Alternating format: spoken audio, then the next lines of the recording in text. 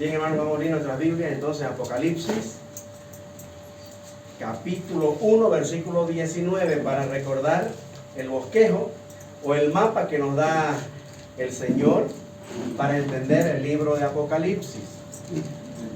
El Señor Jesús le pide a Juan que escriba de tres cosas, ¿no? Ahí está. Apocalipsis capítulo 1, el versículo 19. Dice: escribe las cosas que has visto, en primer lugar. La visión que tiene Juan del Señor Jesús glorificado, ya habiendo tomado su gloria como Dios, ¿no? Después de su resurrección. Todo el capítulo 1. Y luego dice, también escribe las cosas que son. Las cosas que son. Es decir, lo que está en la actualidad, que es la iglesia, ¿no? Las cosas que son en el presente es la iglesia. Capítulo 2 y capítulo 3.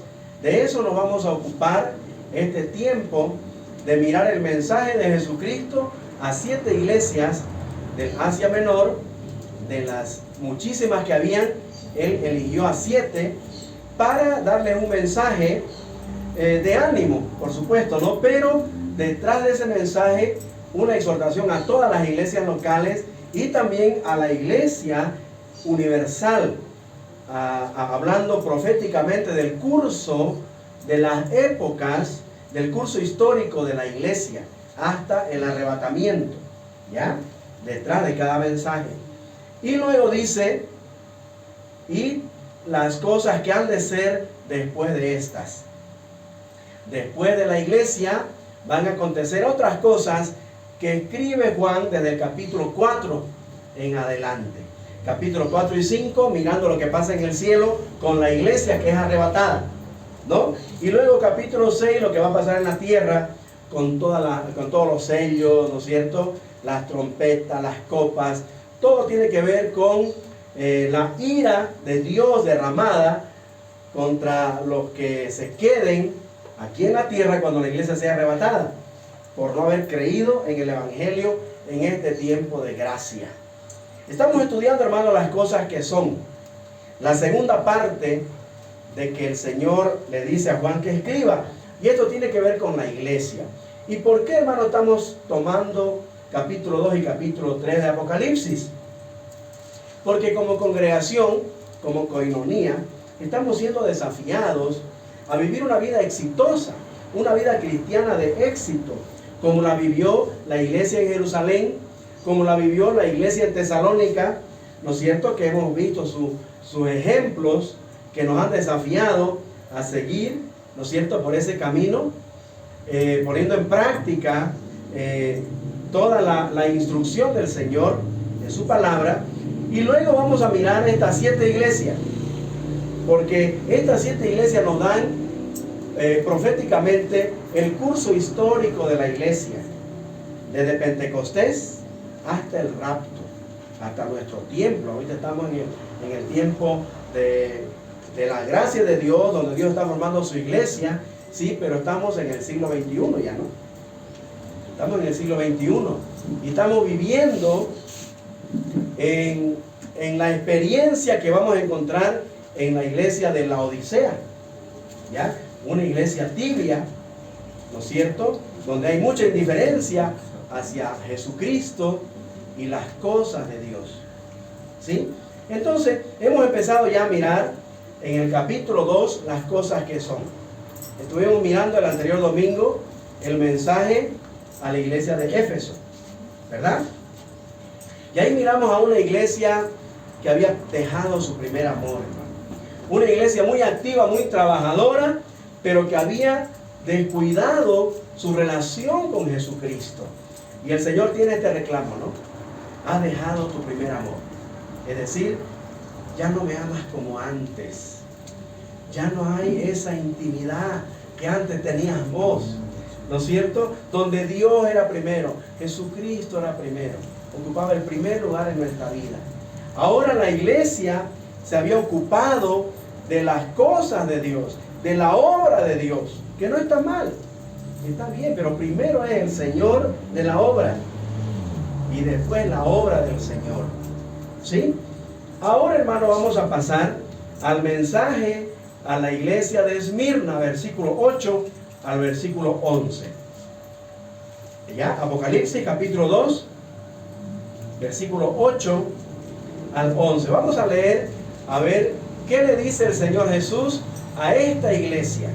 Bueno, el mensaje está dirigido al líder, ¿no? Al obispo, al pastor de esta iglesia. La palabra ángel significa mensajero.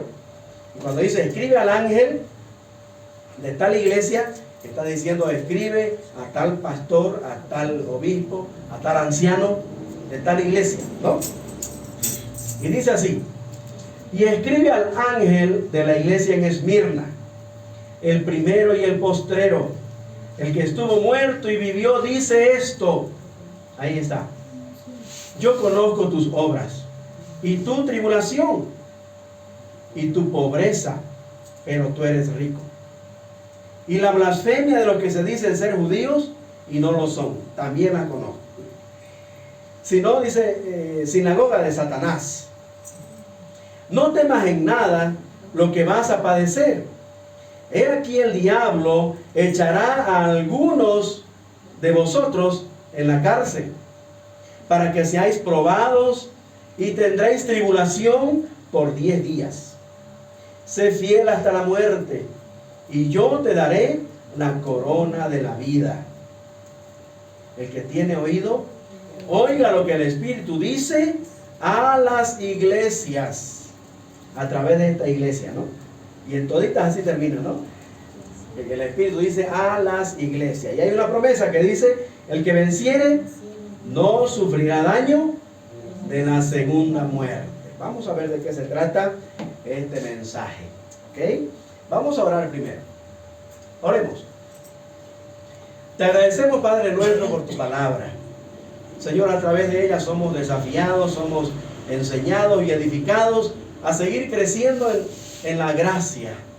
Ayúdanos, Señor, a extraer estas verdades y aplicarlas a nuestra vida para seguir creciendo, para seguir conociéndote mejor y seguir también, Señor, mejorando nuestra vida cristiana. Te lo pedimos en el nombre del Señor Jesús. Amén. Amén. Muy bien, hermano, aquí nos topamos entonces con la segunda iglesia que el Señor Jesús seleccionó para darles un mensaje. Y esta es la iglesia perseguida. El mensaje de la iglesia de Esmirna es la iglesia perseguida, es la iglesia atribulada, una iglesia sufrida, hermano, que por lo que hemos leído realmente está pasando un momento difícil, ¿no? Vamos a ver, hermano, por parte, como estamos analizando cada una de las cartas. En primer lugar, la presentación del Señor Jesús a esta iglesia. ¿Cómo se presenta el Señor Jesús a la iglesia de Esmirna? Versículo 8.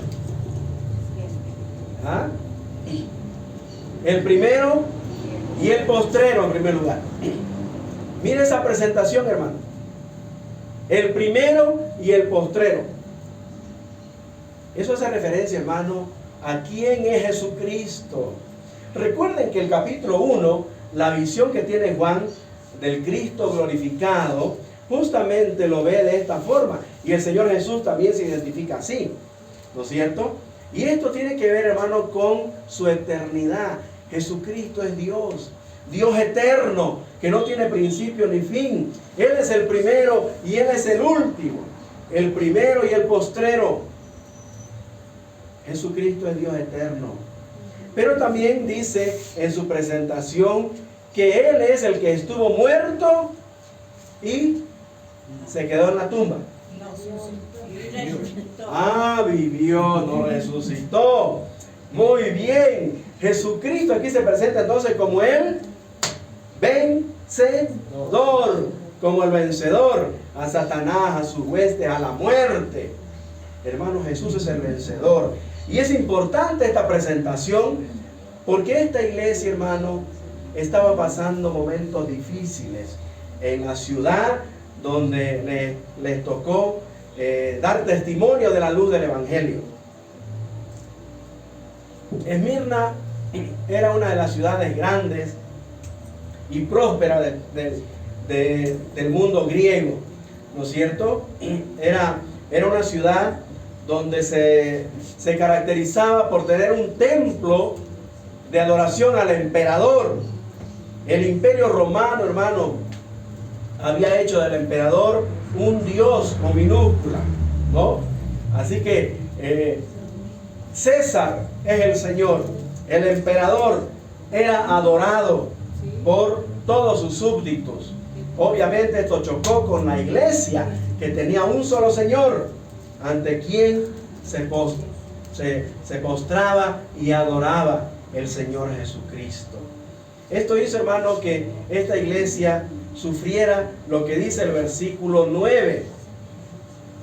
No hay, hermano, en esta iglesia un reclamo de parte del Señor, una exhortación, no a portarse bien. No, aquí hay elogios. Y miren el elogio de esta iglesia. Yo conozco tus obras, dice en primer lugar. ¿Ya? Hay una evaluación que el Señor Jesús hace de todas las iglesias. Recuerden la evaluación que hizo de Éfeso, ¿no? Una iglesia trabajadora, una iglesia celosa de la sana doctrina, ¿no es cierto? Y aquí vemos, hermano, el elogio de que Él conoce también, ¿no?, las obras de esta iglesia, pero también dice tu tribulación. Conozco por lo que estás pasando. Las tribulaciones, hermano, hablan de aflicción, hablan de angustia, de persecución, habla de sufrimiento. ¿Ya? Era una iglesia que estaba pasando momentos difíciles. Y no solo eso, dice, y conozco también, dice, tu pobreza. Tu pobreza. Aunque, como dice entre paréntesis, pero tú eres rico. Hay un contraste ahí entre la pobreza terrenal, lo que estaban pasando en la parte materialmente, contrastándolo con la vida espiritual, el contraste espiritual que tenía esta iglesia. Esta iglesia, hermano, amaba a su Señor, tenía comunión con su Señor, ¿ya? Así que, aunque ellos estaban realmente atribulados, sufriendo, afligidos, perseguidos, sin embargo, ellos tenían comunión con el Señor. Esa es su mayor riqueza. La mayor riqueza de un hijo de Dios, hermano, es su comunión con el Señor. Es su relación que tiene con Jesucristo. Es tener a Cristo en nuestros corazones, morando en nosotros y a través de nosotros. En Cristo tenemos todo. Todo lo demás. ¿Ya? Esta era una iglesia, hermano, que tenía a Cristo, estaban en Cristo y Cristo estaba en ellos. Entonces el Señor Jesús aquí los consuela, informándole que a pesar de su pobreza y de su aflicción, ellos son ricos, ricos en fe, ricos espiritualmente.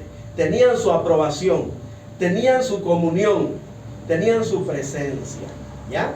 En medio de una ciudad, como dije, ¿no?, anteriormente, muy próspera, pero también muy idólatra, ¿no es cierto? Era el centro de la adoración al emperador. Esta era la iglesia. Solamente ellos, la iglesia de Jesucristo, tenían la aprobación de Jesucristo, porque Él moraba en medio de ellos y moraba en cada uno de ellos como cristianos, ¿ya? Así que esta era una iglesia que, aunque era pobre, dice, pero eran ricos en su comunión, en su relación con Dios, ¿ya? Tenían comunión con el único y verdadero Dios, a comparación de los ídolos que abundaban en el mundo griego, ¿no? El imperio grecorromano, hermanos, tenían dioses para todo, para todos los gustos, ¿no? Y por último, hasta el emperador tenía su templo y el pueblo le rendía también pleitesía, ¿ya? Pero el Señor dice aquí que conocía a estos hermanos. Eso nos habla, hermanos, de quién es Jesucristo, ¿no? Como Dios, su omnisciencia hace que Él conozca lo más íntimo de nuestro ser, lo que hay en nuestro corazón. Nosotros vemos, ¿no?, por afuera, externamente, y juzgamos lo que vemos, pero el Señor conoce nuestro corazón. conoce lo más íntimo de nuestro ser, ¿ya? Pero también dice en el versículo 9, dice que también conoce la blasfemia de lo que se dice ser judíos, y no lo son, sino, dice, sinagoga de Satanás.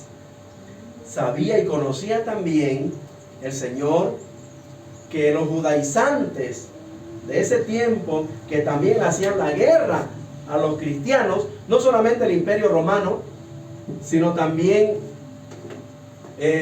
los religiosos judíos, ¿no?, hacían guerra contra la iglesia, contra los creyentes del Señor Jesucristo, los discípulos, los seguidores de Cristo, ¿no?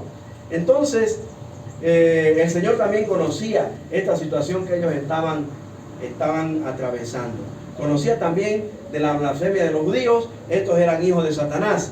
Y también conocía lo que había en sus sinagogas. Dice que en sus sinagogas reinaba o moraba Satanás. Contrastándolo que en la reunión de los santos de Esmirna, ¿ya?, reinaba el Señor, porque Él mora en su pueblo, en su iglesia. Somos su cuerpo. Él mora en nosotros, que es la casa de Dios. La iglesia es la casa del Dios viviente, dice, ¿no? Columna y baluarte de la verdad. Entonces, el Señor Jesús conocía todo esto, y en su elogio, en este versículo 9, le dice claramente que Él conoce todo de cada uno de estos hermanos de esta iglesia, ¿ya? Conoce su sufrimiento, su tribulación, su angustia por lo que estaban pasando, y también conoce, ¿no?, de su lucha que estaban teniendo con los religiosos de ese tiempo. Pero también encontramos en el versículo 10, hermano, unas palabras muy alentadoras para una iglesia que estaba pasando por momentos difíciles. Versículo 10.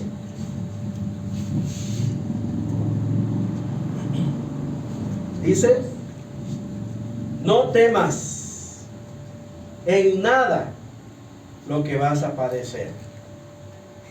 Hermano, con esta afirmación nomás yo me quedaría contento y satisfecho. Saber que Dios, mi Señor y Salvador Jesucristo, está en control de todo lo que pasa. Que Él conoce de lo que estoy pasando, de lo que estoy viviendo. Y estas son palabras muy alentadoras. Les dice: no temas. Les anima a no temer. Ahora dice: he aquí el diablo, hermano, detrás de todo problema y crisis y tribulación, ya que atravesamos en la vida, está Satanás detrás de eso, ¿ya? De cada problema, de cada situación adversa que nos impida, ¿no?, crecer y seguir a Cristo, ¿no?, de manera gozosa. Siempre el diablo va a querer, hermano, poner obstáculos, poner trabas en el camino. Dice él, el diablo, echará a algunos de vosotros, ¿dónde? En la cárcel, para que seáis probados. ¿Ah? Serían metidos a la cárcel, serían encarcelados por predicar el evangelio, por predicar la resurrección de Jesucristo y la vida eterna en Él. Y luego dice: tendréis tribulación por 10 días. Tendréis tribulación. Esto no tiene que ver con la tribulación del tiempo cuando la iglesia sea arrebatada, ¿no? La semana 70 de Daniel, esa profecía. No tiene que ver con el día de Jehová o el día de la ira de Dios, no. Esto tiene que ver con persecución, con problemas por causa del evangelio que iban a atravesar y que estaban atravesando estos hermanos, ¿ya? Entonces le dice: tendréis tribulación por 10 días, y luego le dice: sé fiel hasta la muerte. No temas, le dice primero, ¿no?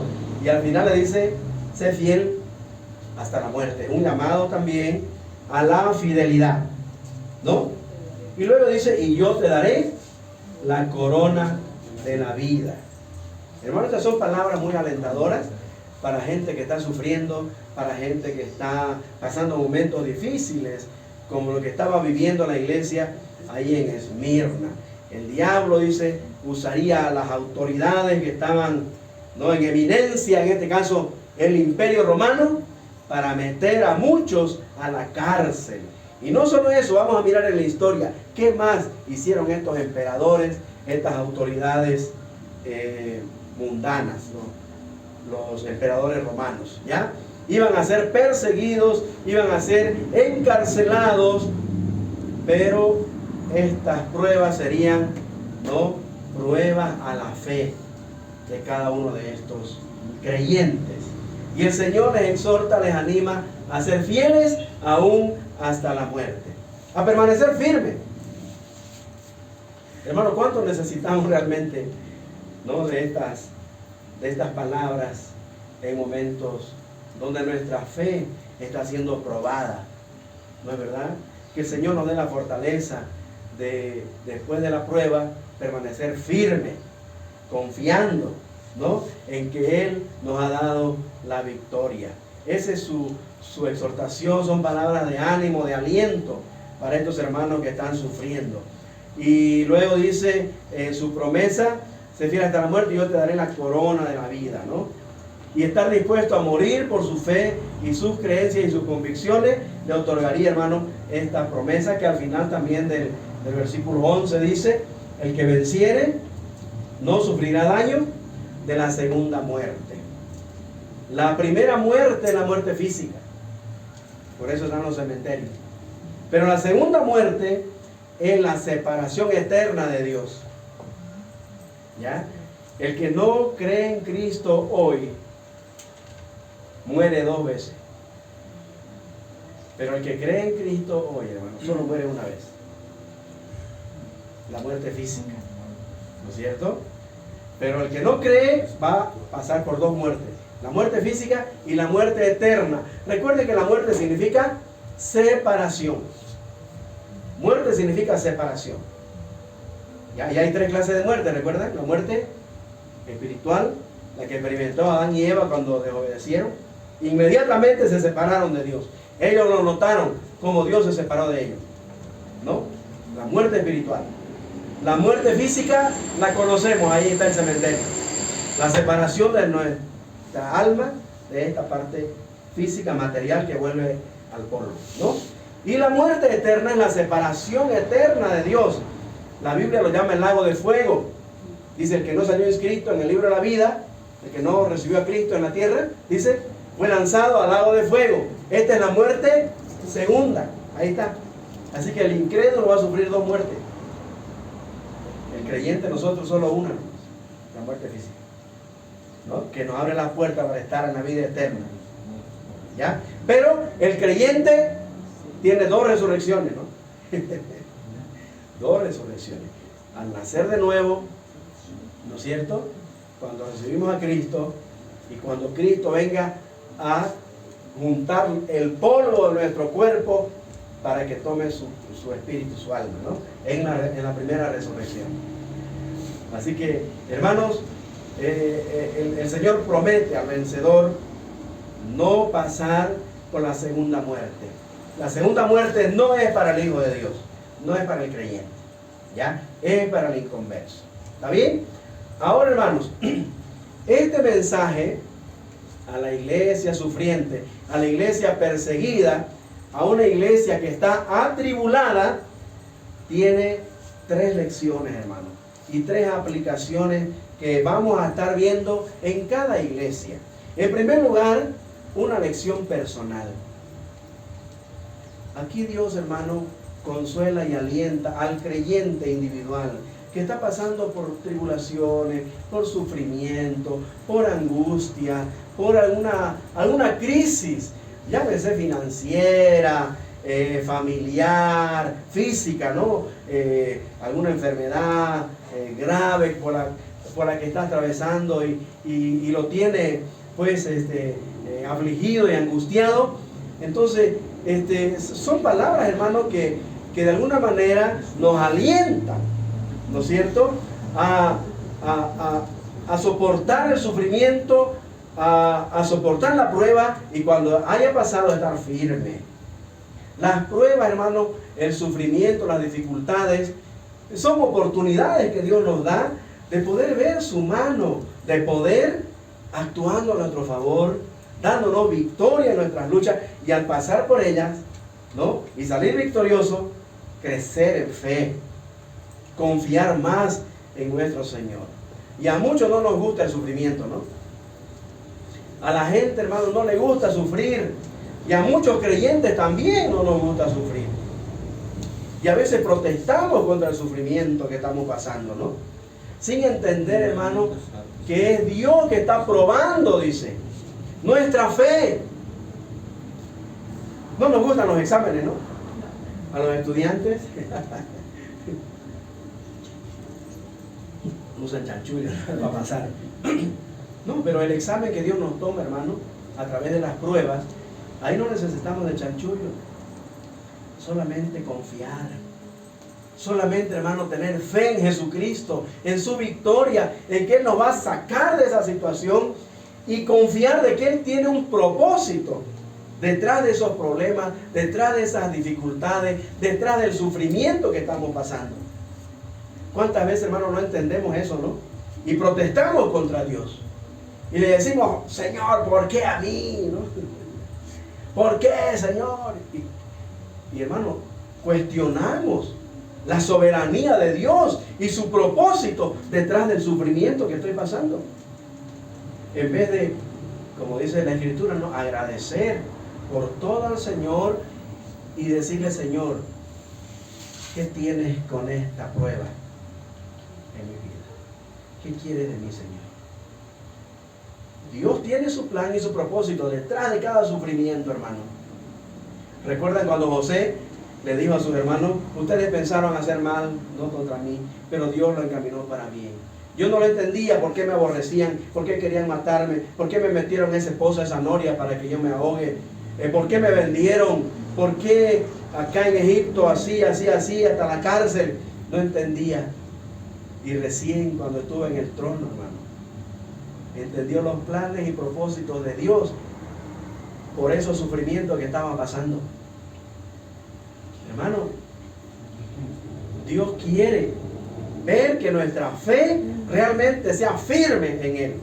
Que la convicción que tenemos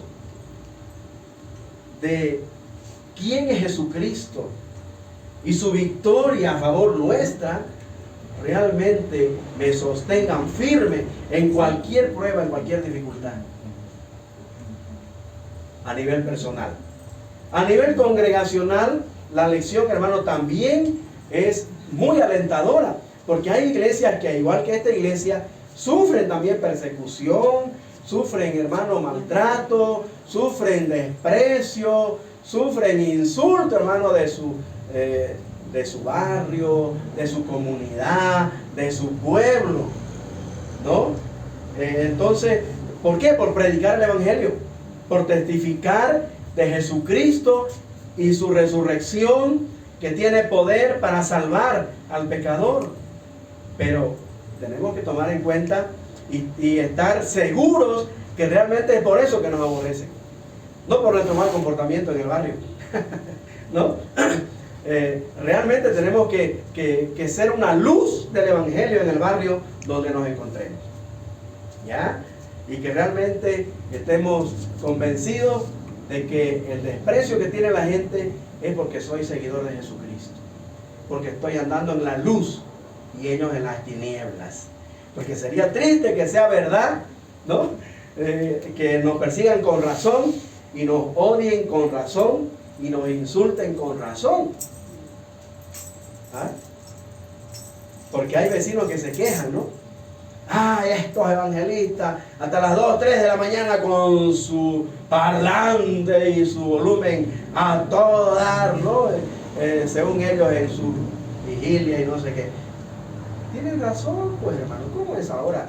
Eso es falta de respeto, falta de consideración al vecino que necesita descansar, porque tiene que levantar temprano para ir a su trabajo. No es que, por Cristo, porque hago mi vigilia, estoy sufriendo persecución. No es por su culpa, hermano. por su irresponsabilidad de no ser considerado con el vecino. Tiene razón, pues, en protestar contra usted. Pero hermano, si es por la predicación del Evangelio, si es porque estoy andando en la luz, ¿no? Condenando cada situación de ellos, ahí todavía, ¿ya? Pero también, hermano, hay una aplicación histórica.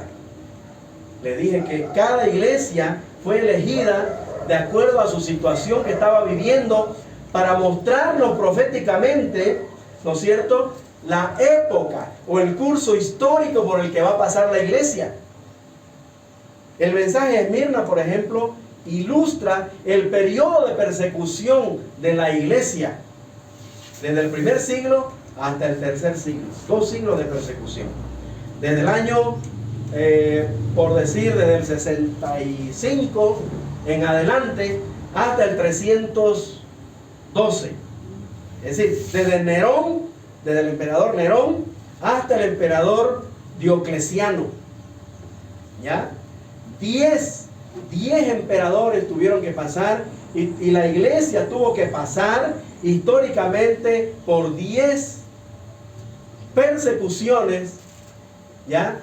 Para luego, hermanos, pasar a otra etapa que vamos a ver en el otro mensaje del versículo 12, el mensaje de la iglesia de Pérgamo. En este periodo, hermano, la iglesia de Jesucristo, la iglesia apostólica, la primera iglesia cristiana, sufrió, hermano, por la causa de Cristo. Sufrió lo indecible. Hermano, cada emperador que asumía el trono, ¿no?, en Roma, se ensañaba contra los cristianos, perseguía a los cristianos y a lo que podía alcanzar o descubrir a la cárcel. O, según la historia, si usted lee, hermano, la historia de la iglesia de estos primeros siglos, va a ver que eran espectáculos, eran usados para iluminar las calles de Roma en la hoguera. Eran usados, hermanos, para ridiculizarlos y matarlos a través de fieras salvajes en un circo romano, que era un espectáculo para todos los asistentes, como un estadio ahí lleno, ¿no? 35,000, 40,000 personas mirando cómo las fieras, los leones, ¿no?, y leopardos y fieras salvajes destrozaban a los cristianos. Hermano, no era nada fácil ser cristiano en el siglo II, en el siglo III. Los cristianos se reunían después de sus compromisos, como empleados, como esclavos, después de la medianoche. A la 1, 2 de la mañana eran sus reuniones. Y no sé si han oído hablar de las catacumbas. Esas cuevas, hermano, esos túneles entre los cerros, eran testigos, hermano, de cómo los discípulos de Cristo se daban modos para reunirse y adorar a su Señor. No sé si han escuchado hablar de la señal del ictus. Ictus. Ictus en griego es pez.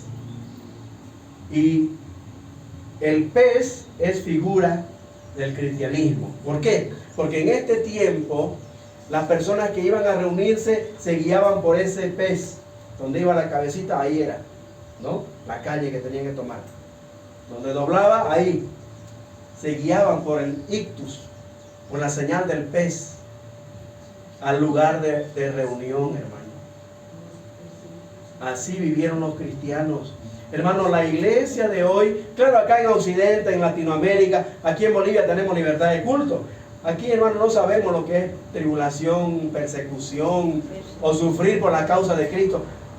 No sabemos, hermano. Pero en países de Oriente, ¿no?, en países musulmanes, hermano, el cristianismo es proscrito, es decir, perseguido, y no solamente encarcelado, es matado. A quien encuentren con una Biblia nomás, ya según sus leyes, es condenado a muerte. ¿Sabía eso? Hermano, en Corea del Norte, ¿sí? En países comunistas y socialistas, ¿no? En países islámicos, prácticamente todo el Medio Oriente. Es prohibido, bajo pena de muerte, hablar de Jesús o portar una Biblia. ¿Y sabe qué? En esos lugares donde hay más cristianos, pero más cristianos fieles, hermano, más cristianos de verdad, renacidos y convertidos de verdad, que no se están quejando por cualquier cosa, que estos asientos muy duros, ¿no? Que no hay aire acondicionado, que nos traen a este garaje, no, o sea, nada que ver, ¿no? Son hermanos genuinos cristianos, están a la hora que se los cita para reunirse, para estudiar. No hay nada que les impida adorar verdaderamente a su Dios. Hermanos, yo me pregunto, ¿será que hace falta que en Bolivia haya este tipo de persecución contra los cristianos para que el cristiano boliviano despierte a su fidelidad a su Dios, a su Señor, y sea fiel?